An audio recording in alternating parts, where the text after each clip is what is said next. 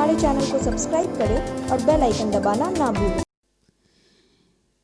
AIIMS Darbhanga लेकर विगत 24 दिसंबर को केंद्रीय राज्य मंत्री स्वास्थ्य अश्विनी चौबे के द्वारा डीएमसीएच भ्रमण के दौरान एम्स के लिए राज्य सरकार से की गई मांग को स्वास्थ्य विभाग के प्रधान सचिव प्रत्यय अमृत द्वारा बिंदुवार बताया गया कि सबसे पहले एम्स से 4 लेन की निकट कनेक्टिविटी करने की मांग की गई है। पथ निर्माण विभाग के अभियंताओं द्वारा बताया गया कि सोभन से होते हुए लहरियासराय बेता होकर कनेक्टिविटी प्रदान करने पर विचार चल रहा।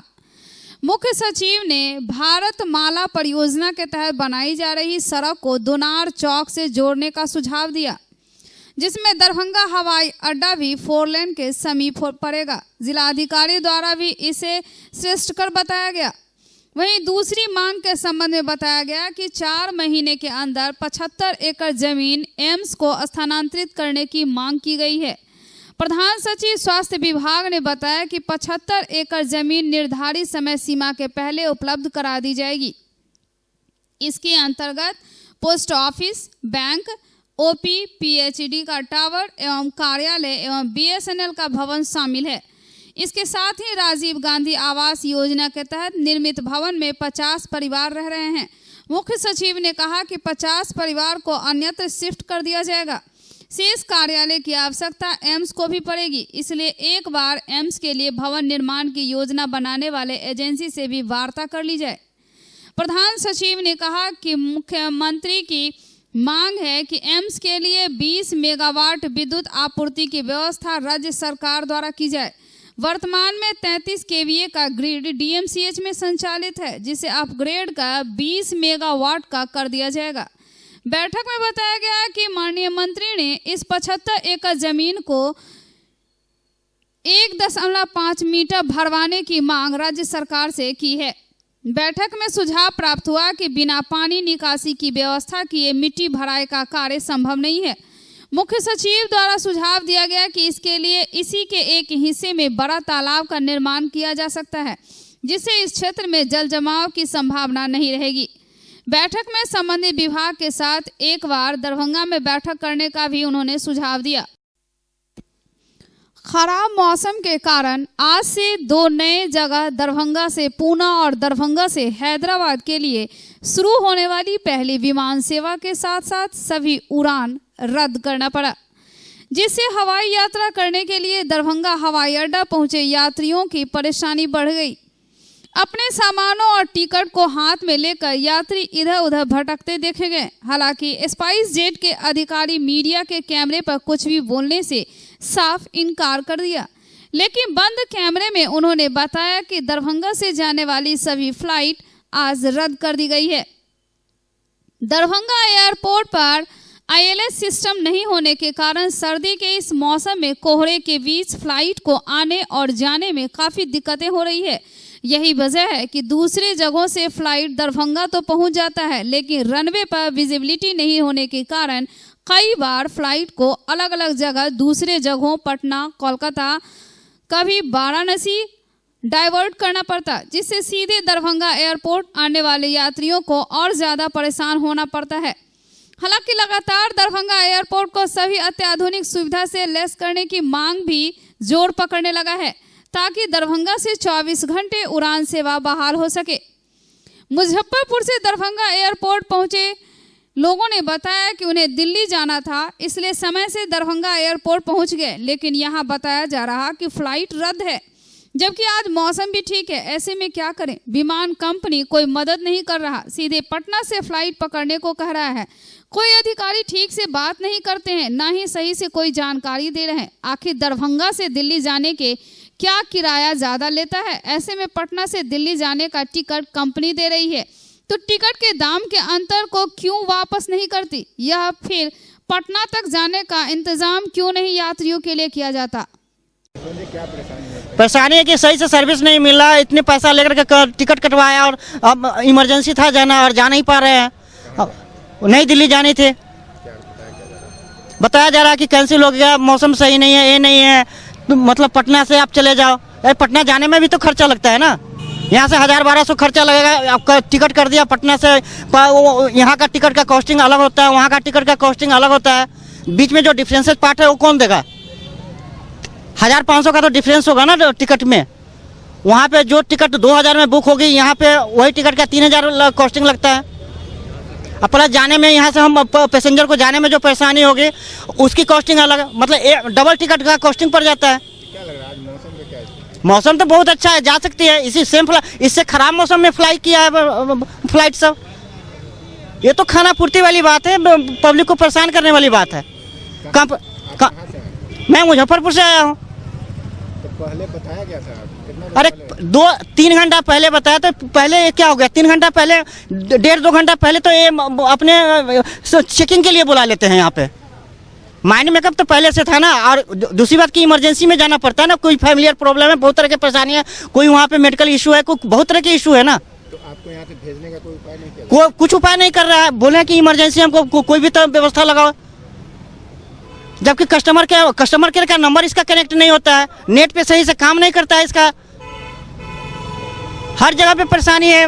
किसी अधिकारी से आपकी बात हुई है? अधिकारी है, दोनों अधिकारी बोल रहा है गेट बंद कर देंगे, जाओ अब हम नहीं सर्विस दे रहे हैं, ऐसे बात करता है एटीट्यूड में। लग रहा है जैसे इसको पॉकेट में, अरे नया कुछ भी है तो पैसा तो ले रहा है ना पब्लिक का। आराम से रहिए। वहीं हैदराबाद से पहली फ्लाइट से दरभंगा पहुंचने पर अपनी कंपनी के बॉस को रिसीव करने पहुंचे अमरेंद्र कुमार सिंह ने कहा कि वह बहुत देर से फ्लाइट आने के इंतजार में खड़े हैं, लेकिन अब पता चला कि फ्लाइट रद्द है। खुद भी उन्होंने अपने बॉस से बात कर कंफर्म हुए एवं उनके बॉस दरभंगा के बदले पटना पहुंचेंगे। उन्होंने कहा कि आज हैदराबाद से दरभंगा का पहला उड़ान था और पहली उड़ान में ही मौसम की मार हो गई। एयरपोर्ट क्या कारण? हमारे कंपनी के बॉस आने वाले थे, ये हैदराबाद से आज पहला बार फ्लाइट चलने वाली थी दरभंगा के लिए। उसी से जो है 1:10 में बोले थे कि लैंड करेगा यहाँ, उसी क्रम में उनको रिसीव करने के लिए आए थे। यहाँ पता चला कि जो है सारा फ्लाइट कैंसिल हो गया। तो फिर अभी उनसे बात हुई हमारी फ़ोन से, तो बोले कि जो है कैंसिल हो गया, तो जो है हम पटना आ रहे हैं, फिर पटना से कोई गाड़ी करके जो है हम दरभंगा भी पहुँचते हैं। तो आज कोई फ्लाइट करने नहीं तो वो पटना लैंड कर गए हैं क्या? नहीं, 3 बजे तक करेंगे। अभी चूंकि उनका टिकट था वहाँ जो है से 12 बजे के आसपास में, तो अभी कैंसिल करके दूसरा लिए हैं, तो आने में भी तो वक्त लगता है ना। तो अभी जो है 3 बजे तक वो पहुँचेंगे। आज पहला फ्लाइट था और देखिए जो पहला दिन ही जैसे नहीं पहुँच पाए। दरभंगा एयरपोर्ट को लेकर केंद्रीय विमानन विभाग के सचिव के द्वारा मुख्य सचिव एवं जिलाधिकारी और संबंधित पदाधिकारियों के साथ ऑनलाइन बैठक हुई। दरभंगा एयरपोर्ट के पास से नील गाय को अन्यत्र शिफ्ट करने, दरभंगा एयरपोर्ट के चारों ओर 9.5 किलोमीटर में तार की जाली की घेराबंदी करने, जिसमें 4.25 किलोमीटर में नई घेराबंदी एवं 4 किलोमीटर में घेराबंदी की ऊंचाई 10 फीट तक करने, राष्ट्रीय उच्च पथ से एयरपोर्ट की विजिबिलिटी को ब्लॉक करने के लिए ब्लू कटर बनाने, पार्किंग की व्यवस्था करने, पर्याप्त प्रकाश की व्यवस्था करने को लेकर चर्चा की गई। बैठक में वरीय पुलिस अधीक्षक बाबूराम, एयरपोर्ट के निदेशक विप्लव मंडल सहित संबंधित पदाधिकारी उपस्थित थे। इंडिया भी चाहती है सर, डायरेक्टर भी यहाँ पर हैं, so we want the land of air force station sir, जो बिल्कुल जस्ट एडजेसेंट है सर, अप्रोच रोड के, वो खाली पड़े हुए हैं सर, वो अगर मिल जाता, दैट इज अबाउट 2 एकड़ सर, वो अच्छा पार्किंग हो सकता है सर। पहले से हम लोग इंसिस्ट कर रहे हैं उसको, वो मिल नहीं पा रहा है सर। वो एयरपोर्ट बीमार नहीं रहा लाचार, हो रहा मुफ्त उपचार। हड्डी नस रोग से संबंधित गंभीर बीमारियों का मुफ्त में इलाज। इंतजार किसका, जाएं सर्राफ ऑर्थो एवं स्पाइन सेंटर और दर्ज कराएं प्रधानमंत्री जन आरोग्य योजना में अपना नाम। विश्व की सबसे बड़ी स्वास्थ्य सुविधाओं का उठाएं लाभ। आधुनिक ऑर्थोपेडिक सुविधा, ऑर्थोस्कोपी, स्पाइन सर्जरी, फ्रैक्चर का अत्याधुनिक इलाज। डॉक्टर SN सर्राफ, डॉक्टर अभिषेक सर्राफ, रीढ़ हड्डी और नस रोग विशेषज्ञ डॉक्टर प्रियंका बी सर्राफ, स्त्री और प्रसूति रोग विशेषज्ञ DMCH के सामने लहरियासराय।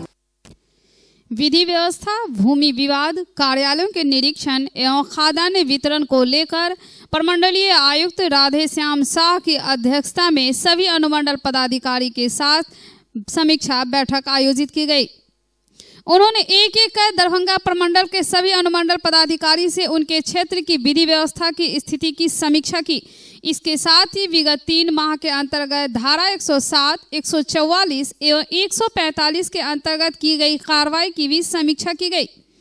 सभी अनुमंडल पदाधिकारी को भूमि विवाद निपटाने हेतु पाक्षिक बैठक करने, प्रखंड, अंचल, ICDS कार्यालय, प्राथमिक स्वास्थ्य केंद्र, आंगनवाड़ी केंद्र एवं विद्यालयों का नियमित निरीक्षण करने के निर्देश दिए। उन्होंने कहा कि शहरी अंचल के हल्का कर्मचारी के कार्यालय का नियमित रूप से निरीक्षण किया जाए तथा कमजोर वर्ग के टोले में जन वितरण प्रणाली के अंतर्गत PHH एवं अंत्योदय योजना के तहत नियमित रूप से खाद्यान्न का वितरण किया जा रहा है, इसका निरीक्षण किया जाए। उन्होंने अब तक किए गए निरीक्षण के संबंध में भी जानकारी प्राप्त की। बैठक में आयुक्त के सचिव दुर्गानंद झा एवं प्रमंडल के सभी अनुमंडल पदाधिकारी उपस्थित थे। पूरे प्रमंडल के सभी SDM की आज बैठक की गई और SDM का मुख्य जवाबदेही क्या है, कैसे उनका काम ऐसा हो जो आम जनता के हित में हो, इसके लिए एक तरह से उनका ओरिएंटेशन किया गया। और समाज का जो सबसे नीचे के लोग हैं, सामाजिक आर्थिक रूप से पिछड़े हुए लोग हैं, उनको कैसे सरकार की हर योजना मिले, चाहे वो आंगनवाड़ी केंद्र हो, PDS दुकान से अनाज का आपूर्ति हो, स्कूल, हॉस्पिटल, सारी व्यवस्था को कैसे दुरुस्त हो और नीचे लोगों को फ़ायदा मिले, इसके लिए उनको डायरेक्शन दिया गया। और जो जेंडर काम उनका है 107, 144, 145, उस पर उनको विशेष ध्यान देने का निर्देश दिया गया। साथ ही प्रत्येक 2 सप्ताह पर फोर्टनाइटली DSP के साथ उनको बैठक करना, भू विवाद पर साप्ताहिक करना है, दारोगा जी और अंचल अधिकारी को, उसका इन लोगों को बैठना है हर 1-2 सप्ताह पर। इसके निर्देश दिया गया कि वो देखें ताकि भू विवाद की समस्या आगे नहीं बढ़े, उसका समाधान हो सके। इसके साथ साथ उनके अनुमंडल में जितने प्रखंड, अंचल, आंगनवाड़ी केंद्र है या आंगनवाड़ी का CDPO कार्यालय, उसका वो निरीक्षण करें, इसके लिए उनको निर्देशित किया गया। और कोई भी समस्या मिले आम जनता का तो उसको कैसे वो समाधान करें, इसके लिए उन्हें विशेष रूप से ध्यान देने के लिए कहा। सड़क दुर्घटना से लोगों को सचेत करने के लिए आम जनों में विभिन्न कार्यक्रमों के माध्यम से प्रचार प्रसार कर जागरूकता फैलाने के उद्देश्य से परिवहन विभाग बिहार सरकार द्वारा 18 जनवरी से 17 फरवरी तक सड़क सुरक्षा माह का आयोजन किया जा रहा। जिले में इस कार्यक्रम का आगाज जिला क्लब से जिलाधिकारी डॉक्टर त्यागराजन SM ने किया। दीप प्रज्वलित करके कार्यक्रम की शुरुआत की गई। इस अवसर पर उन्होंने खुले आसमान में गुब्बारे उड़ाकर सड़क सुरक्षा जीवन रक्षा का संदेश दिया। ओडिसी नृत्य की प्रस्तुति माउंट समर कॉन्वेंट स्कूल के बच्चियों ने दिया। जिलाधिकारी के पहुंचने पर NCC कैडेट्स द्वारा बैंड बाजा बजाकर उनका स्वागत किया गया तथा परेड मार्च के साथ उन्हें मंच पर लिया गया। इस अवसर पर कार्यक्रम को संबोधित करते हुए जिलाधिकारी ने कहा कि सड़क सुरक्षा को लेकर परिवहन विभाग बिहार सरकार द्वारा समय समय पर सड़क सुरक्षा पखवाड़ा का आयोजन किया जाता रहा है। इस वर्ष व्यापक रूप से जागरूकता कार्यक्रम का आयोजन किया जा रहा। दरभंगा में भी बहुत ही बेहतर ढंग से जागरूकता कार्यक्रम का आयोजन किया गया है। सभी से अनुरोध है कि वाहन चलाते समय सड़क सुरक्षा नियमों का विधिवत पालन करें तथा समाज में भी इसके लिए जागरूकता फैलाएं।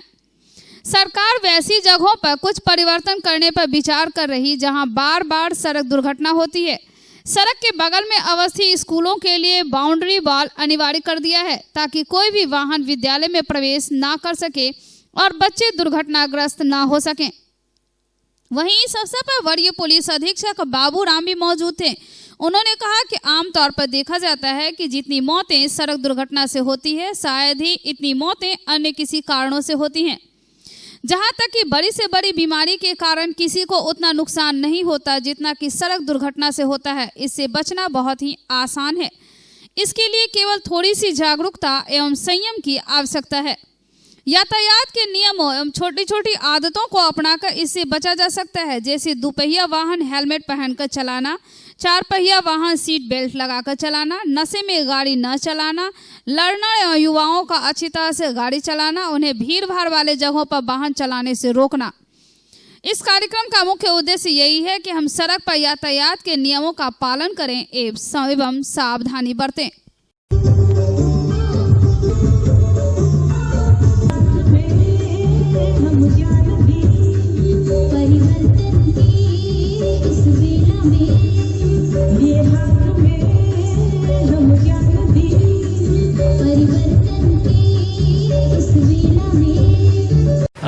मैं अनुरोध करूंगा कि जो ट्रैफिक का नियम है उसको विधिवत पालन करें, उसको समझें। पहले समझ पैदा करना, समाज के बीच में समझ पैदा करना भी बहुत ज़रूरी है। उसके लिए कई कदम उठाए जा रहे हैं। उसमें महत्वपूर्ण कदम जागरूकता फैलाना जो आज से शुरू हो रहा है।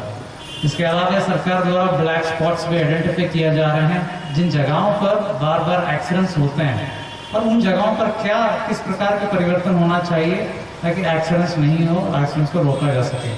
सरकार ये भी काम कर रही है कि जो रोड के बगल में स्कूल्स हैं वहाँ पर जरूर बाउंड्री वॉल का निर्माण हो, ताकि बस अचानक स्कूल में घुस ना जाए और बच्चे के साथ कुछ दुर्घटना ना हो जाए।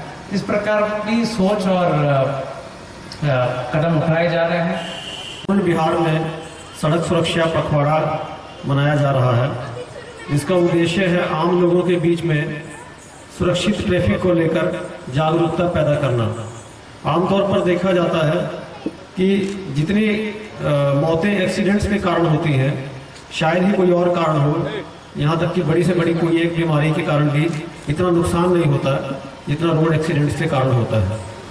और जिसको रोक पाना, उससे बचना बहुत ही आसान है। सिर्फ थोड़ी सी जागरूकता की आवश्यकता है, थोड़े से संयम की आवश्यकता है।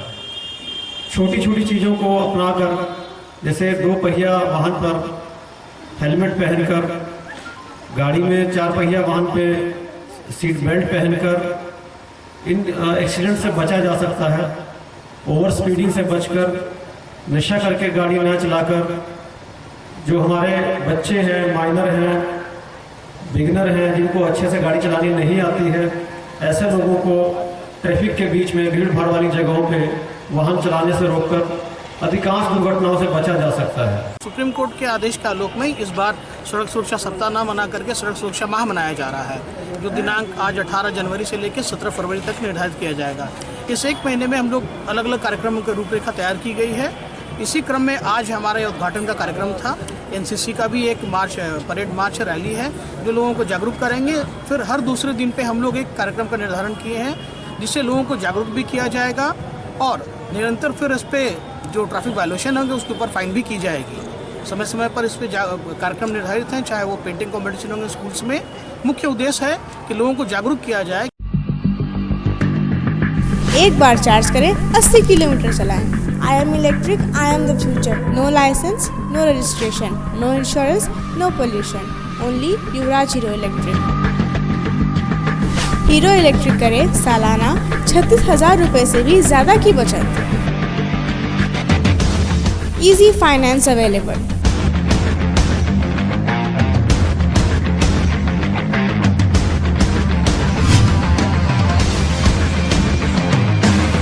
हीरो इलेक्ट्रिक की बैग 37,000 से लेकर के 96,000 तक नई नई मॉडल उपलब्ध है। एक बार अवश्य पधारें।